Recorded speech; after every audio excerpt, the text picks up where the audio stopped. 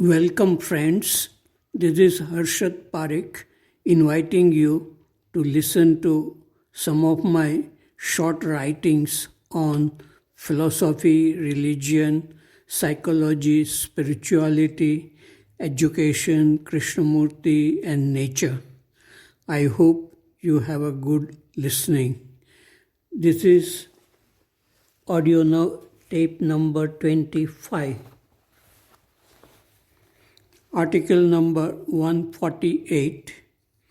It is about direct perception. What we learn by reading or listening to the teachings of spiritual teachers depend very much on how we read or listen. Some people feel that they did not change much by reading Krishnamurti's books for many years. That may be because they tried to understand Krishnamurti's teachings instead of looking within to see how their own mind worked in their daily activities and in their relationship with human beings, nature, and things around. It seems to me that if Krishnamurti's books or talks did not make an immediate impact on your life, then it is most likely that you are not interested in learning about yourself. You are interested in collecting knowledge or ideas about Krishnamurti and his teachings, just like scholars and professors. One professor told Krishnamurti, "Sir, I have studied your teachings for 30 years, but I have not moved at all. That means I have not changed." Krishnamurti said, "You have not moved because you have not stopped." To stop means to stop reading and looking within in daily activities of relationship. By looking within in awareness, we learn directly.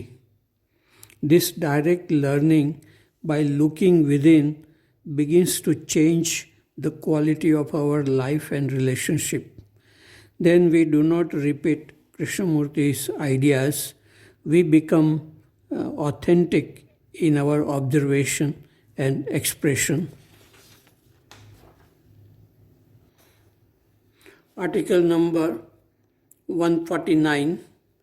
It is about the occupied mind. The Krishnamurti Study Center in Chennai is on Greenways Road. There are houses of ministers and high court judges on this road. Sometimes I see 6 policemen sitting outside the house of a minister. All they had to do is to see that the house is protected from enemies of the minister.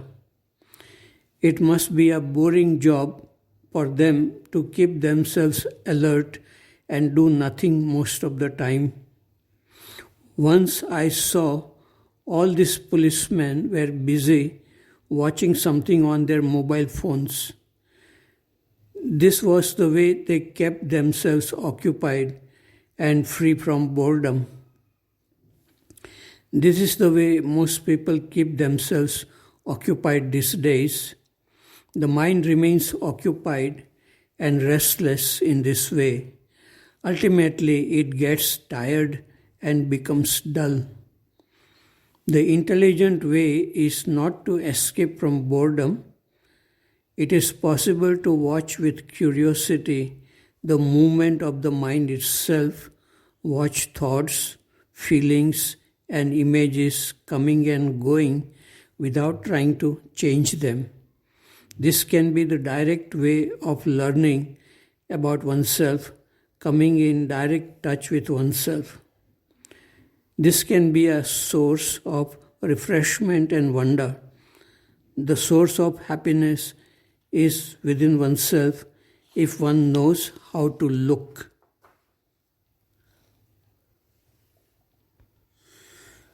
Article number 150. It is clarity in seeing. One of Krishnamurti's famous sentence is, "The word is not the thing." This means that the word tree is not the tree. The word is invented by human beings. It has no life throbbing in it. The tree, the thing, is not made by human beings. It is throbbing with life. This is very easy to understand. It is obviously true. In the same way, it is easy to understand that the words spoken by Krishnamurti is not the thing. Thing means teachings of Krishnamurti. The teachings are hidden under the words. If anyone who is able to touch the thing hidden under the words of Krishnamurti, his or her life will be full of love, beauty, freedom, and happiness. But to see clearly what is hidden under the words is not easy. Intellect is not sufficient in seeing. Intuition or insight is required for this. As long as people have not been able to see clearly what is hidden under the words of Krishnamurti, they are likely to fight verbally or intellectually with each other and create conflict or division among themselves. This is very common in dialogues one has attended at many places in India and abroad. It is also true that if a person is able to see clearly the thing hidden under the words of Krishnamurti, he or she may also be able to see birds, trees, hills, stars, clouds, and human beings too with amazing clarity and freshness. Such a person will also be able to see clearly what is hidden under the words of Upanishadic and Buddhist teachings. And such a person may not need to read the words of any spiritual teacher. He can see clearly the words forming in his own mind. The divisive mind no longer exists in such a person. Article number 151. It is about the film going on within. Yesterday, some senior students of Pathshala school visited Vasant Vihar to study Krishnamurti's teachings. A video of Krishnamurti speaking on the importance of art in daily life was shown to them. For Krishnamurti, the greatest art is the art of living with full awareness, free from the mechanical and habitual thinking. In awareness, things and thoughts are seen clearly as they are. In such awareness, thinking moves in perfect order without problems. Newness and beauty exist in such a way of living. We had a dialogue with students for about 90 minutes. Students were attentive during this dialogue, but it was not easy for them to see and feel the beauty of living a daily life with such awareness.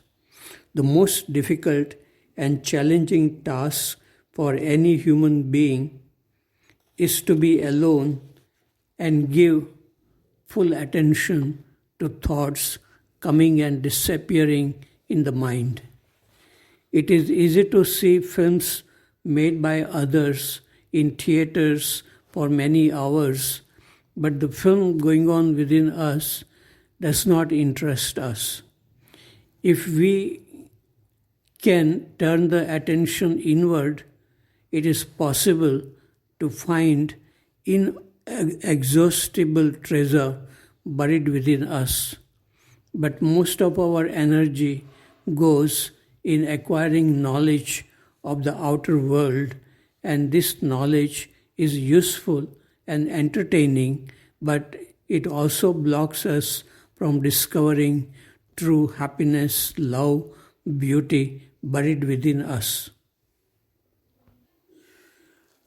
Article number 152.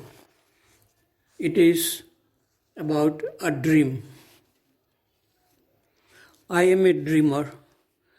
I dream for pleasure and peace.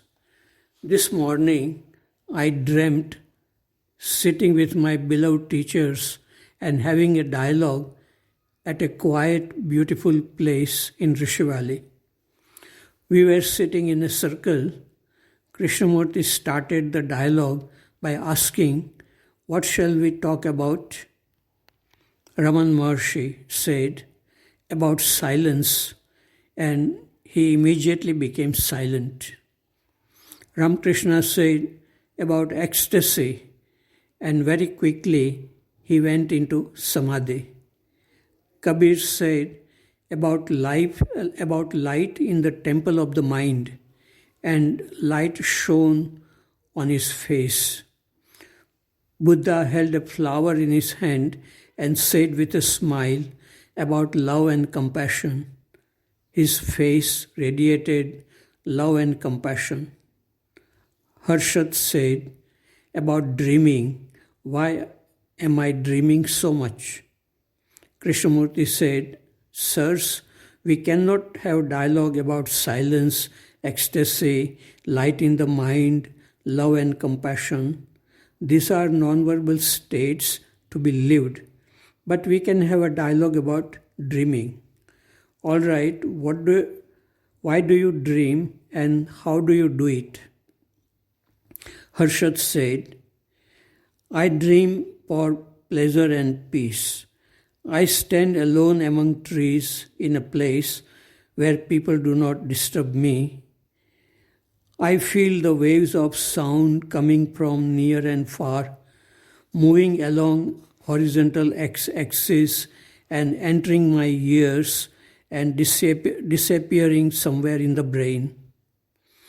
I see the waves of light coming from near and far, moving along horizontal y-axis and entering my eyes and disappearing somewhere in the brain.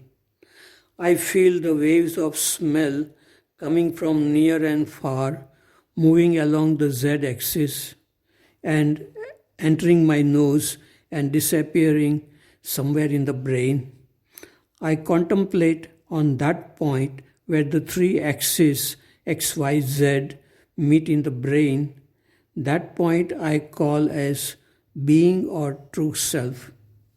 I contemplate on this point during the dreaming. It is wonderful to dream, and I also dream of blessings coming from near and far, from you all and from people I love." Krishnamurti said, "This kind of dreaming is all right. You may continue dreaming as long as you feel the need for it. But there are states deeper than this kind of dreaming. There will be no dreamer in such a state. May you come upon such a state. I call it the presence, blessings, sacredness." The dream came to an end with these words of Krishnamurti.